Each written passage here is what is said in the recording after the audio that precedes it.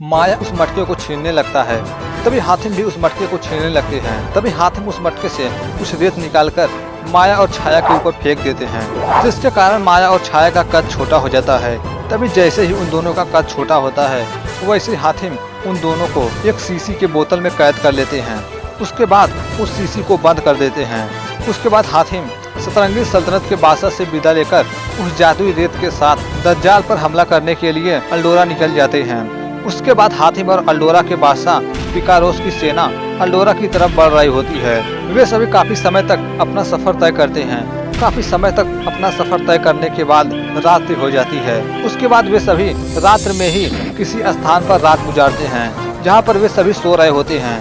तभी बादशाह रंगीले अलबेले को प्यास लगती है। तभी बादशाह जाकर पानी ढूंढते हैं, लेकिन बादशाह को पानी नहीं मिलता। तभी उस भुलक्कड़ बादशाह के सामने वह शीशी दिखाई देती है, जिसमें माया और छाया कैद होती हैं। तभी माया और छाया उस भुलक्कड़ बादशाह को बहका देती हैं। वहीं दूसरी तरफ होबो भी उड़ जाता है और वो बादशाह अलबेला होबो को कहीं नहीं दिखाई दे रहा था। वहीं दूसरी तरफ बादशाह अलबेला माया और छाया के बहकावे में आकर उन्हें उस शीशी से आजाद कर रहे होते हैं। तभी उनमें से माया बाहर निकल जाती है। तभी जैसे ही छाया निकलने वाली होती है, वैसे ही होबो वहां आकर शीशी को बंद कर देते हैं। तभी माया छाया को छुड़ाने के लिए होबो से उस शीशी को छीनने लगती है। तभी होबो के बुलाने पर हातिम भी वहां आते हैं। तभी माया वहां से गायब हो जाती है। वहीं दूसरी तरफ माया दज्जाल को जाकर बताती है कि हातिम ने वह जादुई रेत हासिल कर ली और कल सुबह हातिम अल्डोरा के बादशाह पिकारोस और उसकी फौज के साथ अल्डोरा की सीमा को पार करके अल्डोरा में दाखिल होने वाले हैं। तभी दज्जाल कहता है, नजूमी, तुम्हें और माया को हातिम को खत्म करने की जिम्मेदारी सौंपी थी, लेकिन तुम लोग नाकामयाब कैसे हो गए? तभी माया कहती है, हमने अपनी चाल चली थी जादूगर बादशाह, लेकिन नाकामयाब हो गए। यहाँ तक कि हातिम ने मेरी बहन छाया को भी बोतल में कैद कर लिया है। और कहती है, जादूगर बादशाह सिर्फ आप ही हैं जो उसे बचा सकते हैं। तभी दज्जाल कहता है, अच्छा हुआ कि हातिम माया को कैद कर लिया। अब मैं तुम्हें सजाए मौत देता हूँ। दज्जाल को नाकामयाब लोग बिल्कुल पसंद नहीं और दज्जाल माया को भी खत्म कर देता है। तभी मरते मरते माया कहती है, दज्जाल, तूने मुझे बहुत भयानक मौत दी है, लेकिन तुम हातिम के हाथों इससे भी भयानक मौत मारा जाएगा, इससे भी भयानक मौत। वही दूसरी तरफ हातिम अल्डोरा की तरफ बढ़ रहे होते हैं, जहाँ पर उनके सामने एक लकड़ी का पुल होता है, जिन्हें उन्हें पार करना होता है और उस पुल के पार अल्डोरा होता है। उसके बाद वे सभी सैनिक उस पुल को पार करते हैं और ये भी पता करते हैं कि वह पुल सही है या नहीं, और वे सभी एक एक करके उस पुल को पार करते हैं। तभी अचानक उस पुल के दूसरी ओर से आग से वार होता है। उसके वार से एक एक करके सभी सैनिक जलते जा रहे थे और जलकर नीचे गिरते जा रहे थे और वह पुल भी जलता जा रहा था। तभी अचानक महारानी सायला उस पुल से नीचे गिरने लगती है। वहीं दूसरी तरफ वह पुल जलता जा रहा था और वे सभी सैनिक जलते हुए नीचे गिरते जा रहे थे। तभी हातिम और वे सभी लोग जैसे तैसे करके सायला को ऊपर खींच लेते हैं, लेकिन वे सभी लोग उन सैनिकों को नहीं बचा पाते और उन्हें दोबारा पीछे जाना पड़ता और वे सभी लोग पुल के इस पार दोबारा आ जाते हैं, लेकिन उस पार नहीं जा पाते, क्योंकि यह सब दज्जाल की शैतानी चाल होती है। हातिम और उनके साथियों को उस पुल को पार करने से रोकने के लिए, क्योंकि वही एक पुल था जिससे वे अल्डोरा पहुंच पाते हैं। तभी होबो कहता है, अब क्या होगा? अगर 3 दिन और गुजर गए तो 7 सितारों की रोशनी में दज्जाल के 24 दिन पूरे हो जाएंगे। तभी हातिम कहते हैं, हमें हर हाल में 3 दिन के अंदर अल्डोरा पहुंचना होगा। अब उनके पास एक ही रास्ता था, वह था पूछी तारो। तभी सायला बताती है, पूछी तारो के बारे में एक कहानी मशहूर है और कहती है, सुमार के नीले पहाड़ों में एक किरदार रहता है जिसे दुनिया में कहीं भी जाने का आसान से आसान रास्ता मालूम है, लेकिन हातिम के पास अब कोई दूसरा रास्ता नहीं था। इसलिए हातिम सुमारों की ओर निकल पड़ते हैं और पूछी तारो की तलाश शुरू करते हैं। वही दूसरी तरफ नजूमी कहता है, आज रात 21वां दिन खत्म हो जाएगा और जादूगर बादशाह पूरी दुनिया के बादशाह बन जाएंगे, लेकिन इससे पहले आपको 3 रस्म अदा करनी होगी जादूगर बादशाह। और नजूमी कहता है, पहली रस्म अदा करने के लिए आपको शैतान की नंगी तलवार से होकर गुजरना होगा। उसके बाद जहन्नम के सोलों को पार करके शैतानी खोपड़ी को हासिल करना होगा। उसके बाद दज्जाल अपनी पहली रस्म शुरू करता है, जिसमें दज्जाल उस तलवार से होकर गुजरता है। उसके बाद उस शैतानी खोपड़ी से होकर गुजरता है। अब उन रस्मों को पूरी करने के बाद दज्जाल के पास वह ताकत हासिल हो जाती है।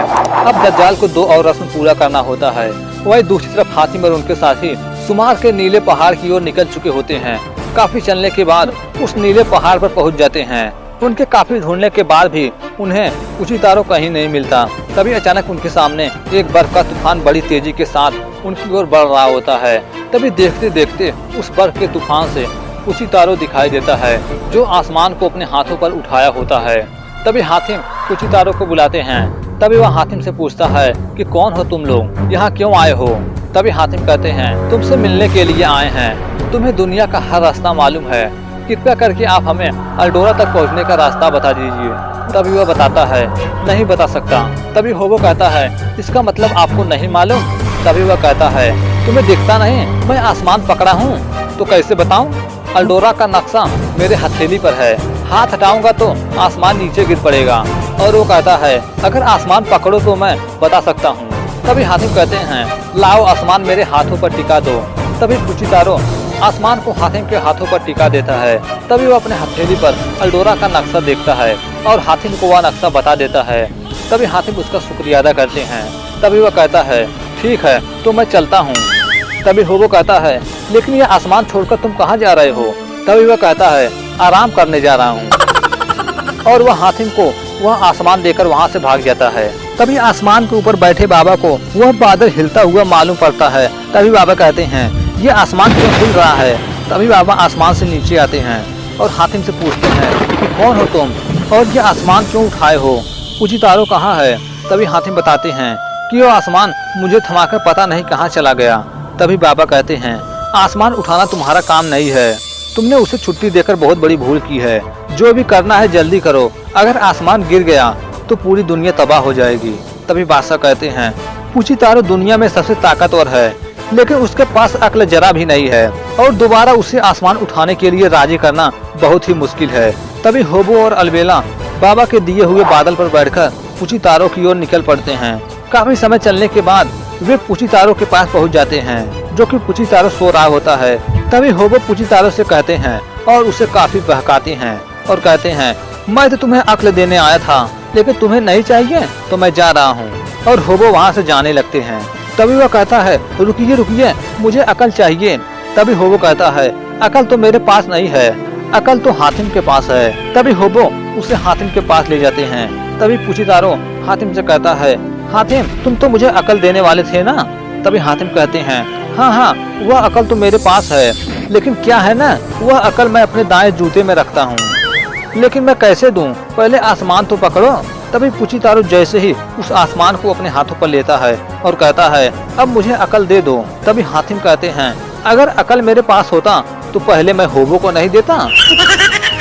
और कहता है आसमान उठाने के लिए अकल की क्या जरूरत। तभी वह कहता है हाँ तुम तो सही कह रहे हो, आसमान उठाने के लिए अकल की क्या जरूरत। उसके बाद हातिम उसके बताए हुए रास्ते की ओर निकल जाते हैं। तभी वह चलते चलते किसी गुफा के सामने जाते हैं। उसके बाद उस गुफा के अंदर प्रवेश करते हैं। तभी हातिम कहते हैं लगता है हम सही जगह आए हैं, उचितारो ने इसी गुफा के बारे में हमें बताया था। उसके बाद वे सभी उस गुफा के अंदर जाते हैं। तभी अचानक उनके सामने एक सांप आ जाता है, लेकिन हातिम उस सांप से बचते हुए आगे बढ़ते हैं। गुफा के अंदर जाने पर आगे का रास्ता उन्हें बंद दिखाई देता है। तभी हातिम कहते हैं यही वह रास्ता है। तभी वे लोग कहते हैं कि यहाँ तो रास्ता बंद है, अब हम कैसे जाएंगे। तभी हातिम कहते हैं यही वह रास्ता है, इस रास्ते में कोई आता जाता नहीं, इसलिए इस रास्ते में झाड़ियाँ उग गई हैं। उसके बाद वे सभी लोग मिलकर उस रास्ते को साफ करते हैं। रास्ते को साफ करने के बाद उन्हें आगे जाने का रास्ता मिल जाता है।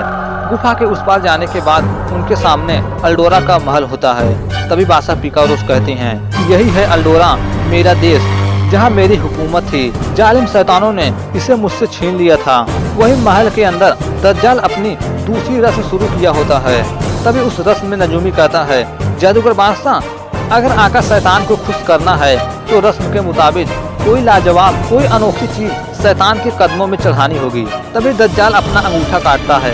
तभी दज्जाल अपना अंगूठा काटकर आका शैतान को भेंट चढ़ाता है। तभी दज्जाल रुक जाता है और कहता है यह आका शैतान के लिए भेंट बहुत छोटी चीज है। तभी दज्जाल अपना गर्दन काटकर शैतान आका के सामने भेंट चढ़ाता है।